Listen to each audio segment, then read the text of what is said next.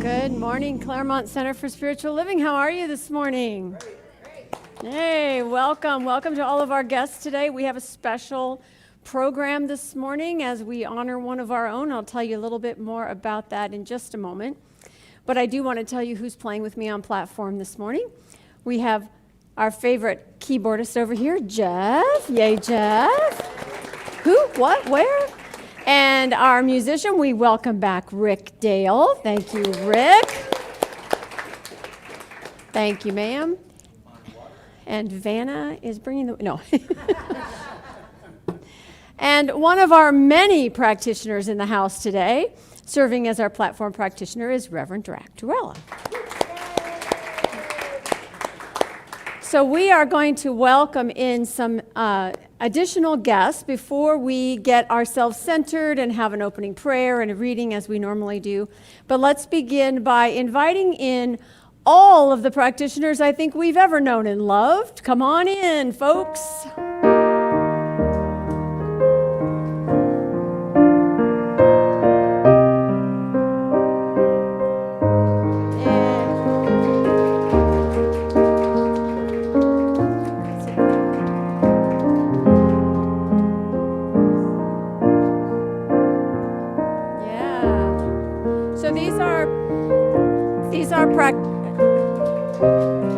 Ed, do I have a mic? I don't have a mic.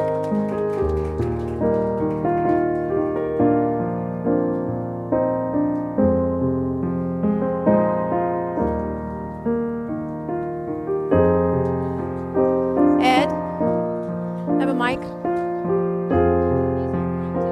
That have been part of Diane. They went to school with Diane when she became a practitioner.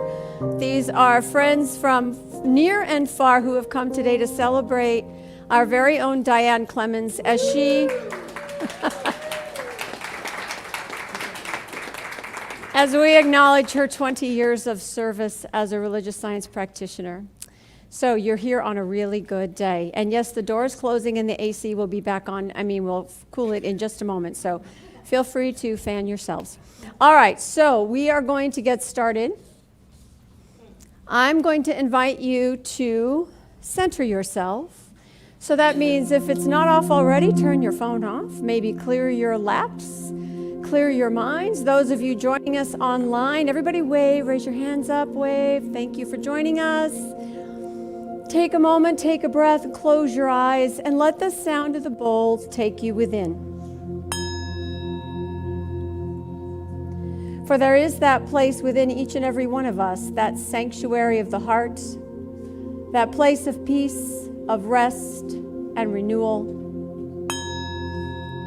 And it is here in this place that we remember that you and I and Spirit are all one.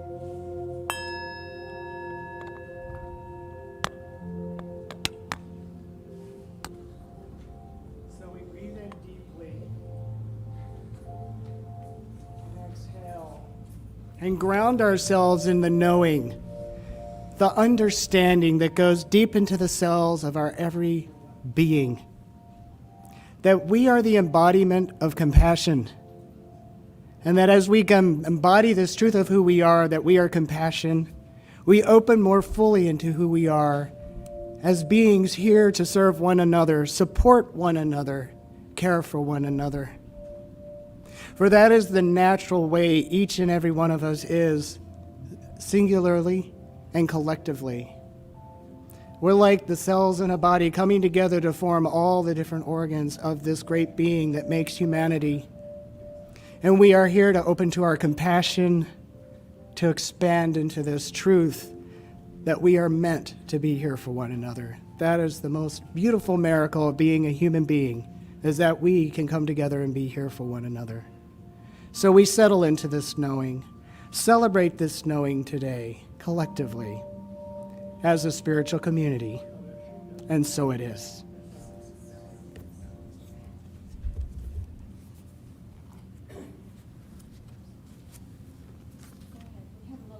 Oh, that's okay. I can, and I don't have to hurry into this. Mickey, have Emily sit right across the aisle. Right Yeah, that'll be fine. That's perfect. That'll work just fine. Thank you, everybody. Please carry on. Oh, that's fine. I mean, that's what I was talking about. That's right. So this is called the Seeing the Buddha Seed, and it's from my grandfather's blessings. And so we're all going to collectively join together, understanding and knowing that I will not cry. I will get through this whole story. And the reason I say that is because this story makes me think of Diane and a lot of the people I'm close to in this community, but in particular her and how she shows up in service. So may I get through this.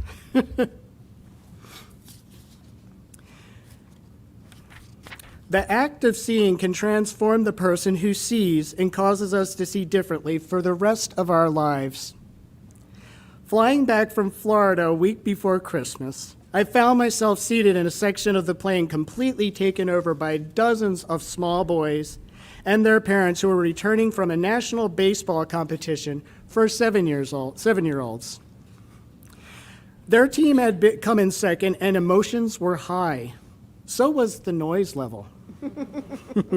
The kids were over the moon, and even their parents shouted to one another, sharing the scores of whatever game was on their Walkman. All the children had bags of fast food, French fries, and burgers. I sat among the shrieks and the high fives as French fries flew through the air, and a desperate stewardess tried to get everyone in their seats so we could take off. I seemed to be the only stranger in this crowd. I was not happy. Seated next to me was a very heavy black woman with a cranky 2-year-old. She seemed to be planning to hold this child on her almost non-existent lap all the way to San Francisco. This did not strike him as a great idea, and he let her know this at the top of his voice. It didn't strike me as a great idea either. Noticing that he had marked my slacks with his shoes, she shook him slightly and told him to hush and then took his shoes off. Standing, I found the stewardess and asked if I might change my seat. But there wasn't another seat on the plane. Finally, we were able to take off. Dinner was served and turned out to be an ordeal. This is a dated story. How many of you get a dinner served now on a plane? It's like, I had a Coke poured on me by a freckled, red-headed kid who mumbled, "Sorry, Granny," as he ran on down the aisle. Finally, my seatmate turned her toddler loose, and he disappeared forward amid the welcoming shouts of the older children. Reading or any sort of work was impossible. Imagine that. Resigned, I started a conversation with my neighbor, asked her about the baseball league. She began to tell me about the time she spends with the team, the hours of cheering them on, of going door to door to raise money for equipment and travel, and why she was there now with 2 of her sons. You can't just keep having kids, she said. You got to keep them alive. In her neighborhood, many boys were dead or locked away by 20, victims of drug or violence. The league was her life insurance for her kids. I looked at her with new respect. She had 4, all under the age of 10. The little guy was her baby. She asked me about my own life, and I told her about my work with people with cancer. A sadness filled her eyes, and she began to tell me about her neighbor, a woman like herself, a single mother with 4 little kids. 6 months ago, she had been diagnosed with cancer. The chemo she has to take is terrible, she told me. It makes her so sick, sometimes she can hardly get out of bed. I sure hope she can make it through. I got just 2 more paragraphs, I promise. She spoke of her neighbor's symptoms, her neighbor's fears, the nightmares that awakened her almost every night. As she unfolded the story, I began to wonder how she knew so many of the intimate details of her neighbor's life. And so I asked her this question. Her answer stunned me. When tragedy had struck next door, she had simply moved her neighbor and all her children into her own home. She had been there for the past 5 months. I looked at her closely. There was not the slightest air of martyrdom or self-congratulation about her. Just this natural reaching out to a person in trouble whose life was next to her own. Shortly afterward, her youngest returned, and she once again held him on her lap. feeding him French fries from his bag with her fingers until he fell asleep. I can't look at you. After a while, the lights were turned down for the movie. Exhausted, many of the children had fallen asleep, and many of their parents were sleeping too. I took out my book, found some Christmas music on my headset, and began to read. We flew on over the heart of this country. After a while, I glanced over at my seatmate. She too had fallen asleep, her face beautiful and serene, her baby sleeping in her arms clasped against her great belly. On his head was the gift the fries and burger company had given all the children, a paper hat in the shape of a small golden crown. That's for you.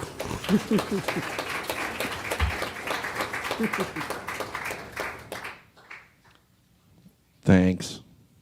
I'm not usually a crybaby. Normally, when Rick Dale comes and visits us, he programs his own music, but today we had some special requests from you-know-who. Apparently, she's part Jamaican. And you're about to find out why.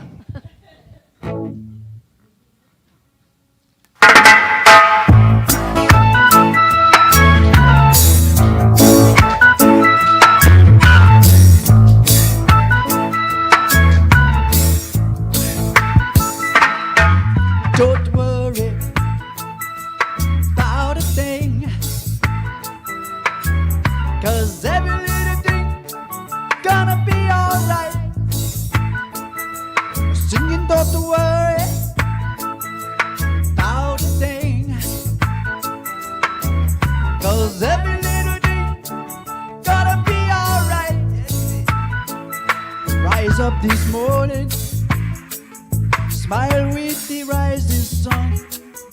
Three little birds pitched by my doorstep. They sing a sweet songs, oh, melodies pure and true. They say, this is my message to you. Oh, oh. Oh, they're singing, don't worry about a thing, 'cause every little thing gonna be alright. They're singing, don't worry about a thing, 'cause every little thing gonna be alright. It's gonna be alright. Rise up this morning, smile with the rising sun. Three little birds, they pitch by my doorstep. They sing a sweet song, oh, melodies pure and true. They say, this is my message to you. Oh, oh. Oh, they sing, you don't worry about a thing, 'cause every little thing gonna be alright. Oh, they sing, you don't worry about a thing, 'cause every little thing gonna be alright. Alright. They're singing, don't worry about a thing. Don't you worry, man, 'cause every little thing gonna be alright. Don't worry about a thing. Ooh, ooh, ooh, 'cause every little thing is gonna be alright. Don't worry.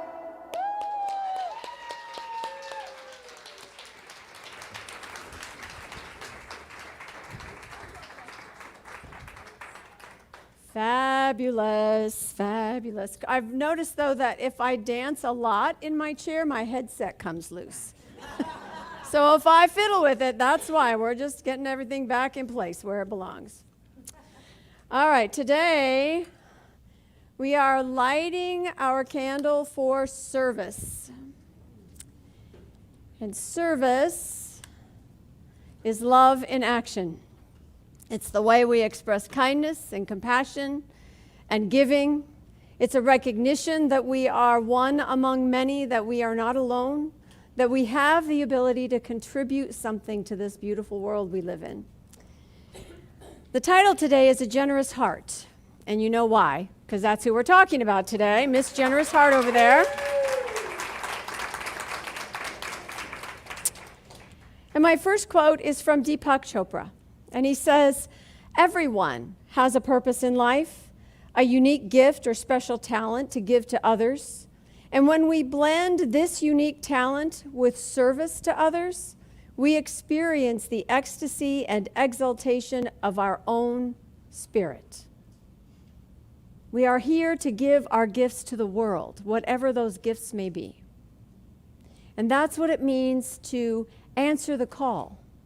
We all have a calling of some sort.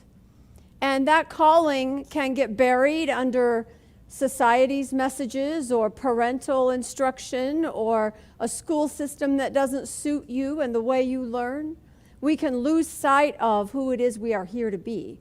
And our spiritual work is always about uncovering, exploring, rediscovering what it is, who we are meant to be, what we are meant to do here.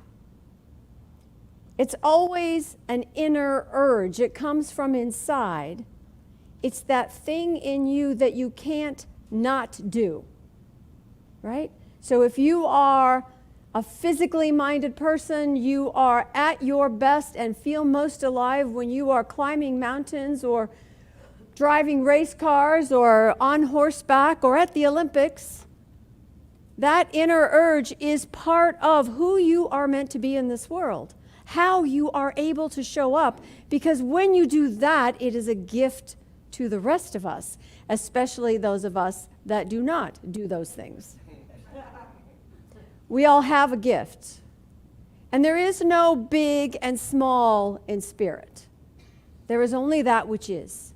So if your gift is the most beautiful smile in the world and you share it generously with everyone you pass on the street, thank you.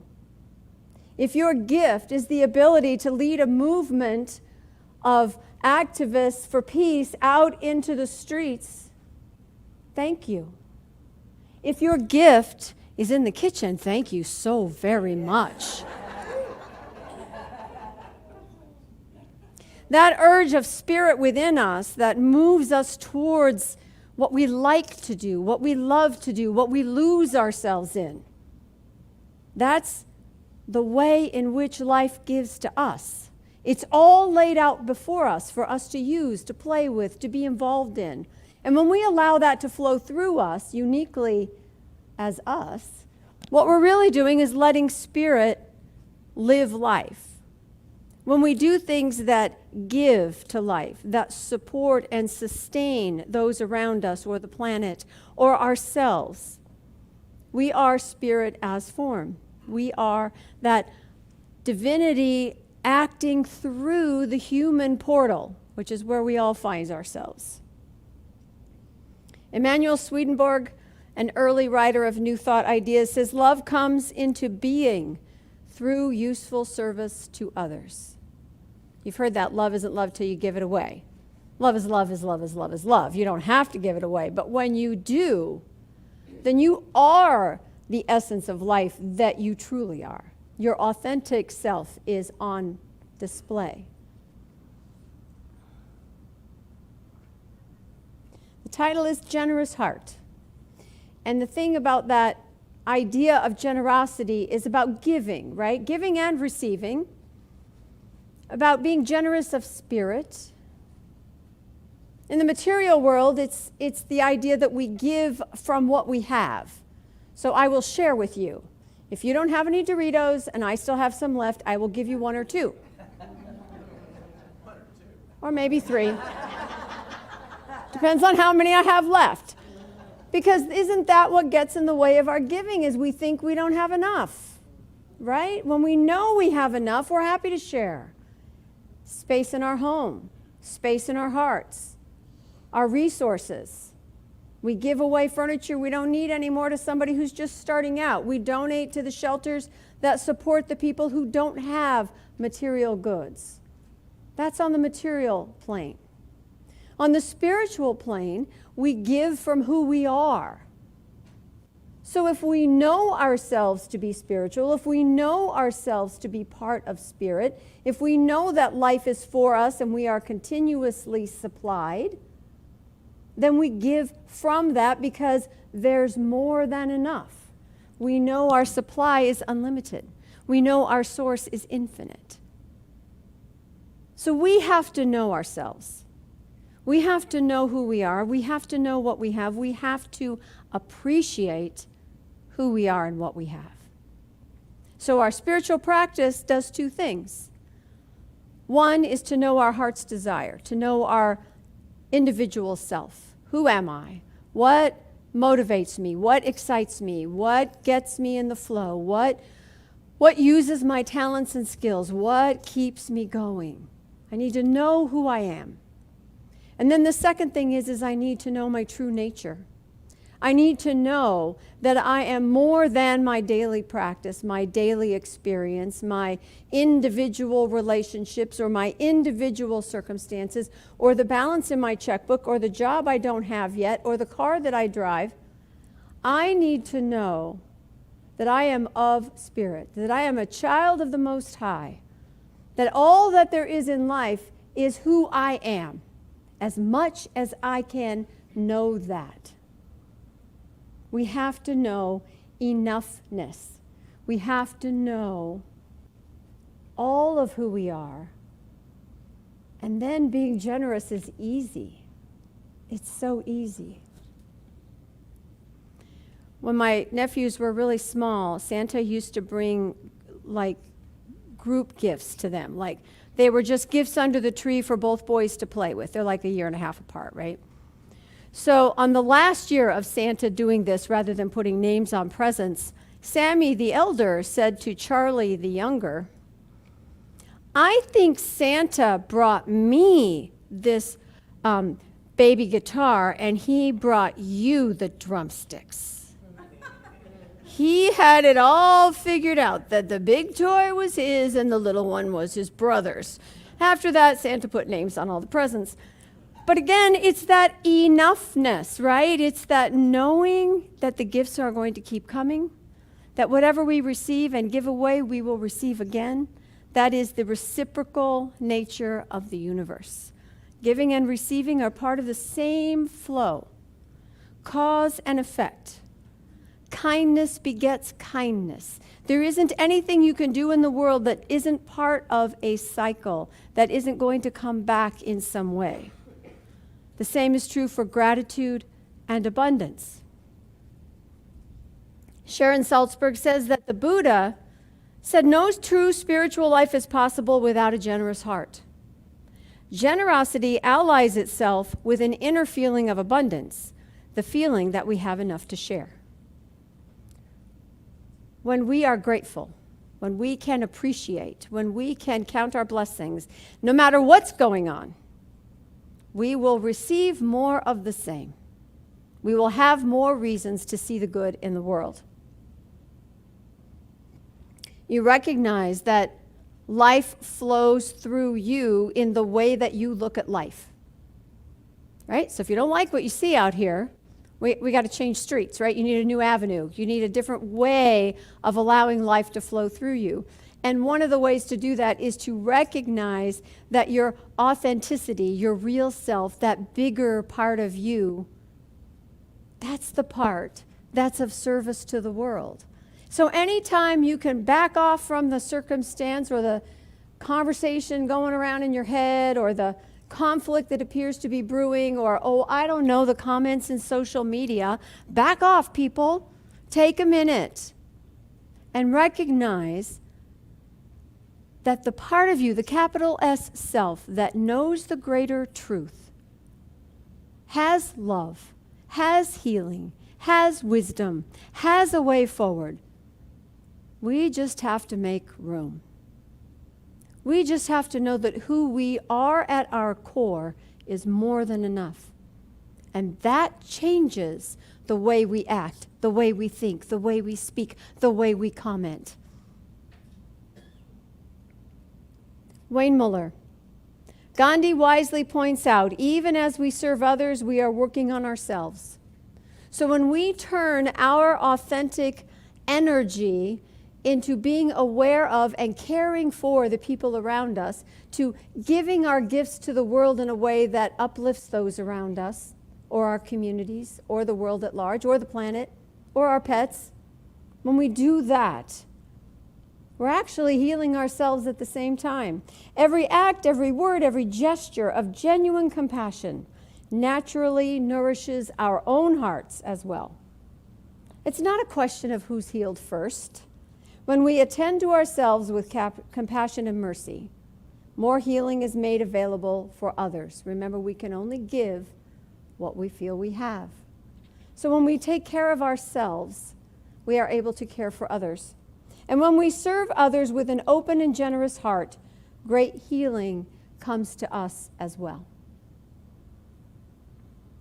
It's not an either-or situation. I know I grew up in a family that at some points were somewhat dysfunctional. I'm sure some of you can relate. And you know, in a dysfunctional family, somebody's needs get met and everybody else is out of luck. Right? We all tiptoe around the crazy person and hope that, you know, we don't rock the boat accidentally and get in trouble. You know, it's really not a good way to live your life. And the truth is, we're all here, which means we're all old enough to create our own lives, to create our own patterns, to heal those parts of us that were wounded so that we do not pass it on to others. And the first step in that is to get rid of the either-or thinking. It's not your needs or mine. It's not my house or your house. It's not I have a job and you don't, neener, neener, neener. There's enough for everyone, of all things, in all ways. And so this idea that somehow we have to, that being of service means we have to sacrifice everything we love and do something boring or hard or horrible or hot is not true. See, some of you appreciate the hot thing. Some of us don't do well in hot. I volunteer so much better in cool. But the truth is, we're not meant to suffer. It's not meant to be a sacrifice like a bloodletting. The heart of the word sacrifice is sacred. To be of service is to recognize the sacred in whom you are serving. To see the divine in all people, in all situations, whether it's obvious or not. To walk in with your light, no matter how dark the situation is. When we give from who we are, and we see the holy in someone or something else, then we are activating that reciprocal nature in a way that ensures the good we are and have is expanding. We can't help it. Author Cheryl Richardson says, a grateful and generous heart is like a magnet. When you take the time to acknowledge the abundance in your life and share the wealth, you attract even more blessings and reasons to feel grateful. In this way, receiving and giving creates a circle of energy that serves us all. This brings me to our guest of honor. This is how Diane lives. Diane is one of the most generous-hearted people I have ever met in my life. Yes, yeah. All right, so our guest of honor, we're going to do a little ceremony. So I'm going to ask you to come sit up where we can see you. Come on. Yeah, there you go. Yeah, you asked Jesus for strength. Let's go. Because, you know, all these people love you. We love you. Love, love, love you. Yeah, see there. Haley knows. Haley knows. All right. So this begins our little ceremony with our visiting practitioners. Little stagecraft. I'm going to move the cord. Brad, would you be all right if I set this? Oh, no, you're going to need that. Never mind. Leave that right there. Ignore me. All right, so here's the section called Stones and Flowers. Each of our practitioners has a stone that they are going to donate to or put into the vase so that Diane will not only have the memory of all the things we say and do today and the pictures that Susie takes. But she will actually have something in her living room or wherever she chooses to put it as a reminder. And each stone is a blessing from each of these lovely people that you know as part of your practitioner path, as part of your spiritual community, and of course your family's here too. That's good. We didn't give you stones though because we don't want you throwing any. No, I'm just kidding. I know and love you, so you know I'm kidding, right? All right, so I'm going to ask our practitioners to come up in a line like a circle. So if you'll stand, what? Oh, the mic is, yes, the mic is, he's ready for us. All right, so here's the deal. You're going to come like in a line like this. So Brad, you're going to come around too, or I can bring yours over to you if you'd like. The second row, you're going to just come out this side and do the same thing. So the idea is we make a big circle and you just go right back to your seats and nobody runs into anybody and they can all see, all right? So you're going to take the mic, you're going to put your stone in and say what it's about for you to her. And yeah, we can, and then we will go through the line. So each of you has an opportunity to bless Diane. Okay, I have this stone that came from the beach in Sardinia, Italy. Italy? Yes, and so that right away makes it special to me, which you are special to me. So that's part of what drew this to me. And you said something the other day that I think just typifies who Diane is. You said, look for the good and praise it. And that's Diane. That's what she does. And that's what we're all doing here today, is praising you. So this is for you.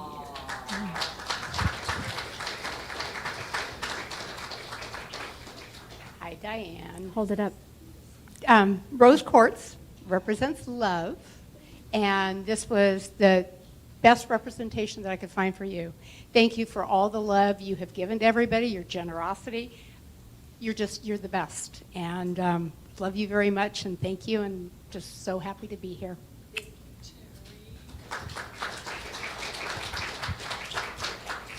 All right, so I am a crybaby. Thank you. For your courage, for your The mic. love, may it always be with you. Kevin, give the mic to her. Go ahead. You can hug her. I didn't mean to interrupt your hug. You can hug her. Just give the mic to Brad. Hug Diane. Well, see, it's stagecraft. Hi, Diane. You are a wonderful woman, Diane. This is Bradley talking here. Hi.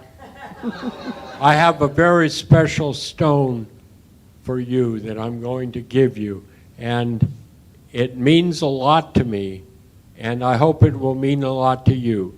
It's made up of many different pieces of very rich things, including gold. So if you ever need to sell it, you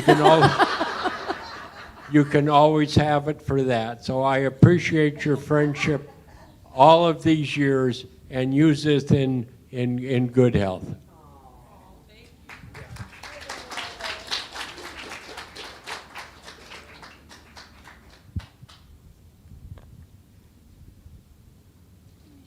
My dear friend Diane, this is a rose quartz heart, symbol of all the love that you share with each and every person that you come into contact with.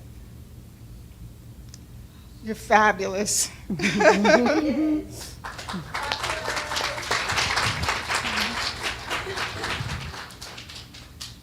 Dear, dear Diane, I chose Celebrate because that's what we're doing today. And I also have so many celebrations of you in my life as a teacher, a fellow practitioner, a pet rescuer. So many stories and so much love you've given me. And I just want to express my love for you today. Thank you.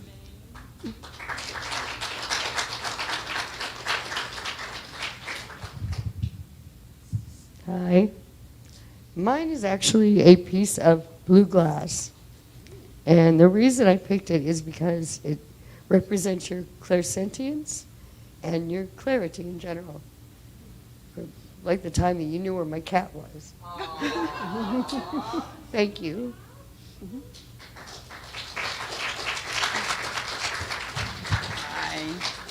I chose one for love and laughter because you made us all laugh so many times.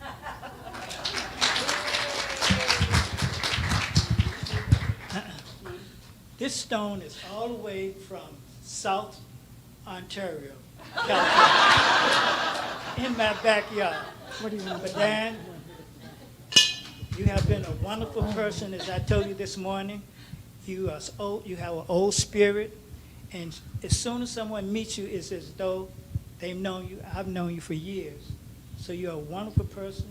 You embrace you. Hold the mic. You do nothing but embody love, peace, joy, and happiness. God bless you, and I love you.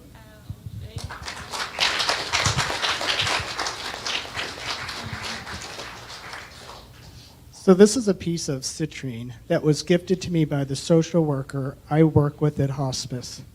And this social worker is like you. She is very compassionate, and she is this quiet force of loving strength. I have been carrying this around in my pocket every day ever since she gave it to me, with every patient I've visited, every person that I've counseled. I brought this for you because I feel that you are a grounding, loving presence in this community and outside of it. You do so many things with love and quiet strength, like this coworker I have. So I want you to have this stone that's been in my pocket every day with those patients. So.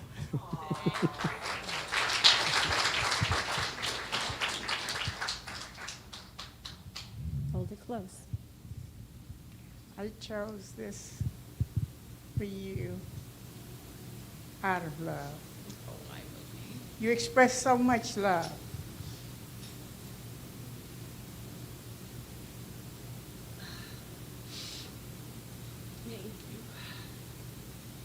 So may you walk with this in love.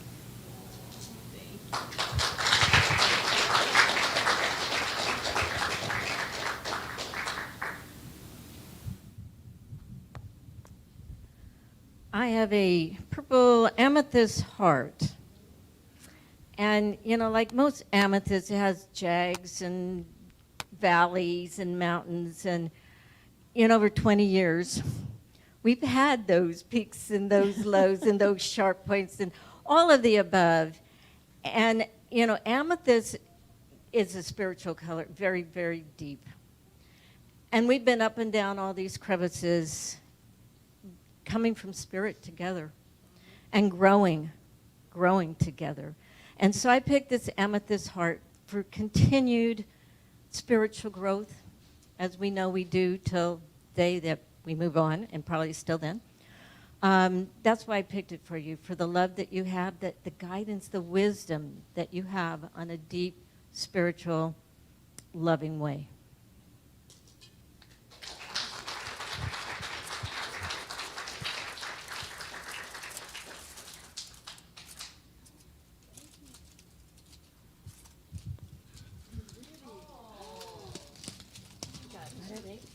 Yep. There. Yep. These are 20 flowers for 20 years. I can't do that with this. So Here, I'll hold the mic. Here. You talk. Take the mic. You talk. These are 20 topaz flowers, and topaz is Diane's birthstone. And we thought this would go in very easily. But some years have been easy and some years have not, right, Diane? Almost. We're almost there. We're almost there. Yes. So it's a 20 years of growth, 20 years of love, 20 years of connection, 20 years of just a variety. And this is for you to take home and remember all of us and all of that time that we spent together.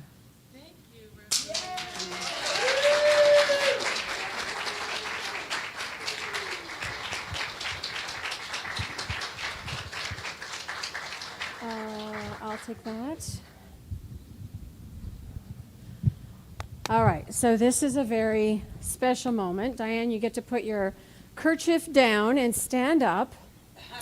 And I'm calling forward those students who were in Diane's class and graduated as a practitioner with her to present her with her emeritus stole that we had made for her.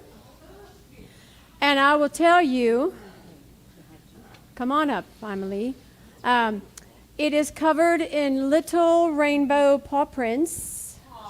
You'll be able to see this. If you know Diane, you know that she's all about the creatures. And it's also got a piece of where the hearts are also made of little colorful paw prints. So your classmates, Diane, are going to present you with this stole. So if you each want to take a piece, Diane, can you get, there you go, Marianne, and place that on her shoulders.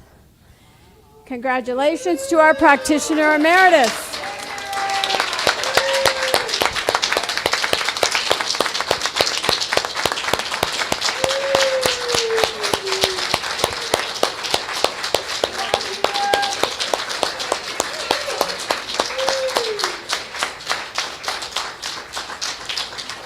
All right, I'm going to invite you all to sit. Diane, you stay up here. We're not done with you yet. Al's got you.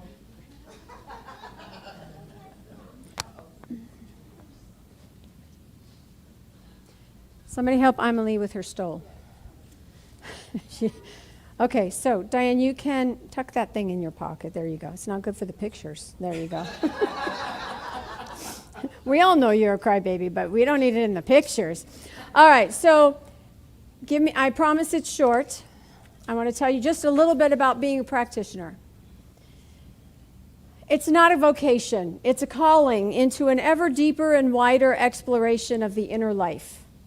And a calling is not something forced or manufactured. It's an inner urge, an impulse to have conscious contact with the divine in all you say and do, to stay grounded in the knowingness that all is sacred. It's more than being a volunteer on Sunday. There are a lot of ways to volunteer, but being a practitioner means that Diane is part of the ecclesiastical team, part of the team that is responsible for the consciousness of the whole community. It's embodying that consciousness every day and everywhere, not just on Sundays. In speaking of becoming a practitioner, Ernest Holmes said, "It's the practitioner's business to uncover the divine in every person, even the ones we don't like." He said that. And really, in every living thing. It's to recognize the unity of all life, always and in all ways. Diane, when you became a practitioner, you made a commitment to keep the high watch, to serve your community in prayer, to be available to others in support and love and truth, and to teach our philosophy through the example of your life. In the last 20 years, you have done that and more. Even before I met you, I knew that we would get along when I saw that your email address was Laugh with Diane. You've brought joy and comfort and wisdom to all of us. And so we honor you today for your years of service and for the joy we have in knowing you. I'm going to ask the congregation to stand. We are going to send a blessing to Diane. I ask you to repeat after me. Diane, we see you for who you are. Diane, we see you for who you are. We honor you for your service. We honor you for your service. We are blessed by your light. We are blessed by your light. Your presence is a gift. Your presence is a gift. We love you. We love you. And so it is.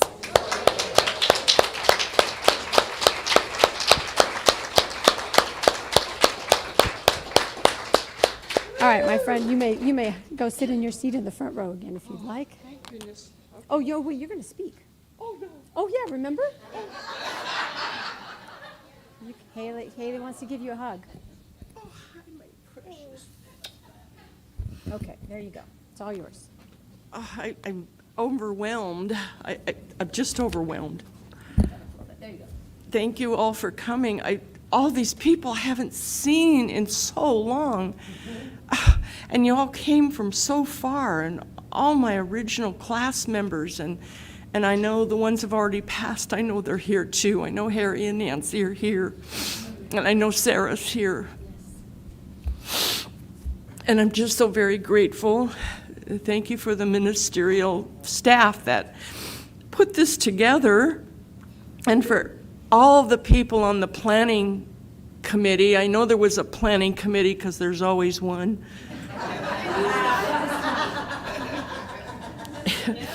And thank you for my family who made the effort to be here today. My daughter and my granddaughter do not have today off. They don't get weekends off when at Stater Brothers.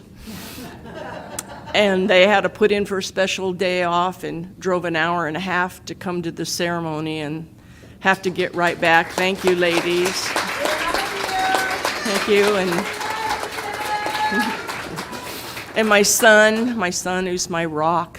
Thank you, my oldest son, and my grandson who has much better teenage things to do, but he's here with the old folks supporting his grandma because he's a good man. Good kid. And I'm just so grateful to be a practitioner. You know, when you get in the twilight years, as they call them, and you look back like I do, and I think all the decisions I've made in the world, some were, all right, so, and then there's some are best left unthought about. But when I made the choice to go to practitioner training classes and the 4 years of study and in this congregation, that's the greatest decision I ever made in my life. I think of being a practitioner as a gift that keeps giving back to me. Because it's a reciprocal universe. Whatever you give comes back to you. And being a practitioner just offers you more ways to serve. So not only do I get to help in the kitchen, my favorite spot, and work in the library and be on the board of trustees knowing heaven knows what. I still don't have any idea what I do on there, but but I have the sacred honor of doing spiritual mind treatment for anybody that comes to me, and that's a very sacred space. You come to me in your times of hurt and conflict and the appearances of poverty or the appearances of ill health, and I know the truth for you. And when you know the truth for someone else, you know it for yourself. You can't know good for someone else without bringing it to yourself first, because that's how it works. First you give and then you receive. And this has been the most wonderful 21 years of my life. Oh my Lord. And I sure am looking forward to the next 21. Yeah. Thank you. Thank you. I know Haley can't wait to look through those rocks. Oh yeah. She and I are rock girls. Yes. So thank you, everybody. That's beautiful. I is going to have a place of honor in my home. Thank you. Yay!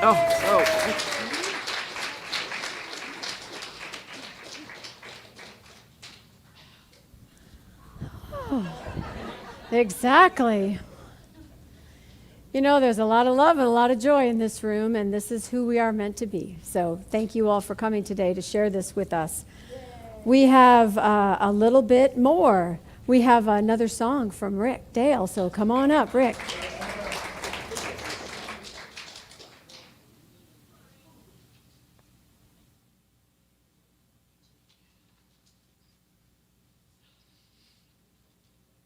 I'm blinded by the light. Oh, it sounds like a song, yeah. Well, when I got up this morning and put in my contacts, you know what I said? I can see clearly. Yeah.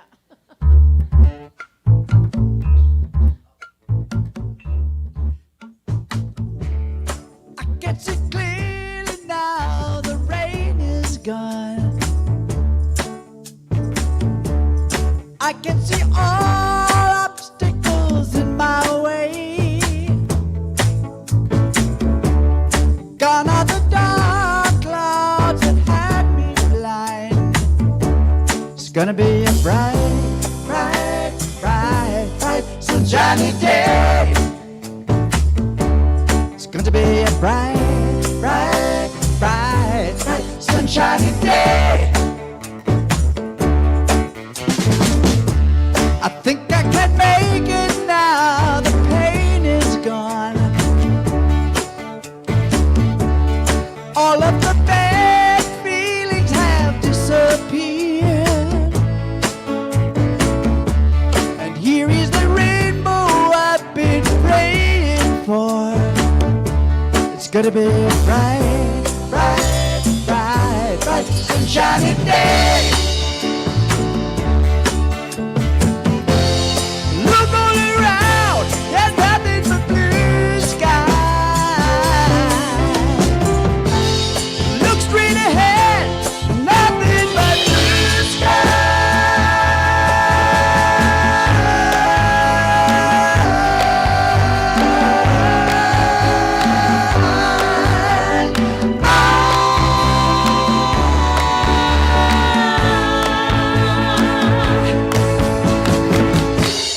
I can see clearly now, the rain is gone. Hey! And I can see all obstacles in my way.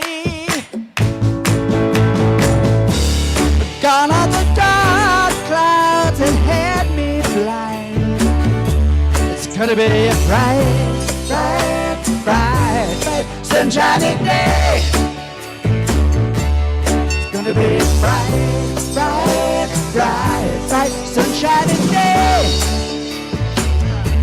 It's gonna be a bright, bright, bright, bright, sunshiny day.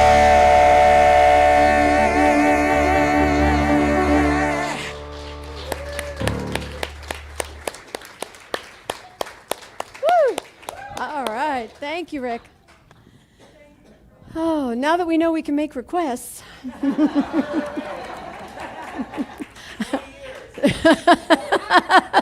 Only if you've been here 20 years. Oh, some of you got a little time to make up. Yeah. All right. Couple things. We have an opportunity to support this community, which we do every week, which is a way of putting love in material form. So if you are our guest today, your presence is just your gift to us today. And if you would like to make a donation, we have a basket in the back of the room. We have an abundance affirmation that we'll say together that you'll find in your program. If you happen to be watching us online, there's a donate button on our website or in our emails. And what I know about contributions is that when we contribute to something, we are participating. And when we are participating, we feel like we belong. And the truth is, we are hardwired to belong somewhere. And if you're going to belong somewhere, this is a pretty good group, don't you think? Yeah. All right, so if you will, let's say our prosperity affirmation together, which is there. There it is. Divine love through me blesses and multiplies all that I am, all that I give, and all that I receive. I am prosperous now. Thank you. All right, just real quick, there are event sheets on the back table that tell you what we do every night of the week. I will point out that this Wednesday at our Gateway service at 5:30 is a meditation night. It's always a lovely service, and you get a double dose because at 5 o'clock there's meditation in the practitioner room or online with Nisa. So Wednesday night, 5 o'clock for meditation, 5:30 for our Gateway service where we're here in the room together. And it's a lovely way to reset yourself in the middle of the week. Everything else I'm going to let you look up, okay? Because we have a party to go to. Yeah. So before we walk over there and you walk through the doors and go, ooh, ah, I would like our committee, our decorating committee, our planning committee people to stand up, please. Yeah.